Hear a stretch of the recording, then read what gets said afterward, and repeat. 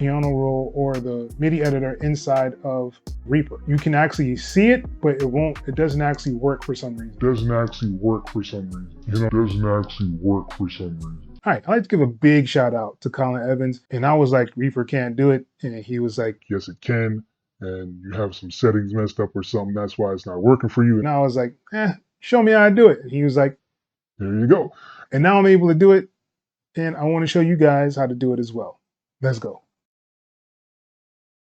Welcome, welcome, welcome to Learning Reaper. I am your host, X.E.L.O.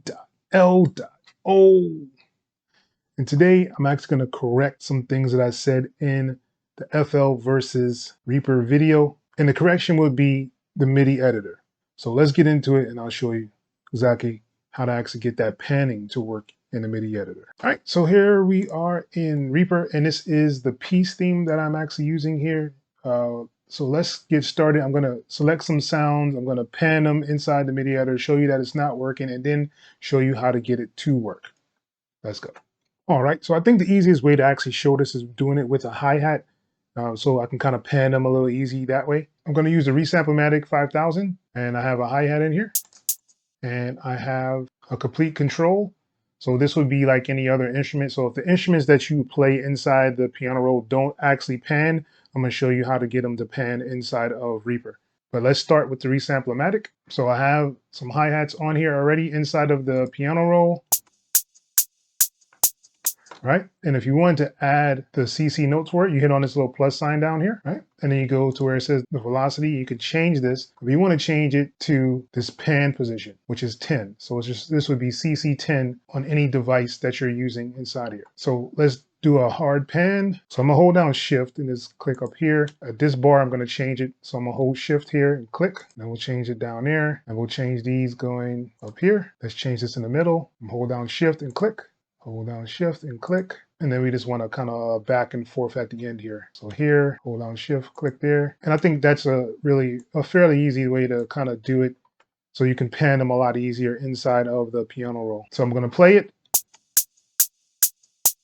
As you hear, it's still in the middle. It's not going back and forth. It's straight down the middle. So in order to change this, you want to open up the Resamplematic 5000. So you want to click right here where it says param, which is the parameters for the Resamplematic 5000. And you want to go to the effects parameter list. So this is going to basically show you all the things that you can do with this Resamplematic inside those channels. So I want it to be in the MIDI link. So I'm going to go to pan. I'm going to click on pan here, and it opens up this dialog. And you want to link the MIDI. So you click on that and it's the link to MIDI or effects parameter. Click on where it says none. And then you want to change where you have the MIDI. So you have the CC and then it's going to bring you where you want to have that pan. So I'll have it pan at this 10, right? Now you have it set up to where the MIDI editor be able to do the panning in the track. So we'll close out of this and let's close this. And now you should have a panning for the hi-hats.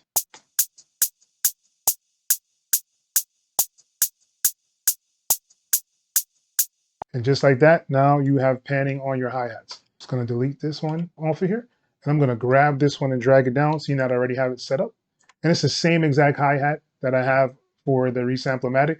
It's just on this complete control now. So I'm going to solo it so that you can hear it.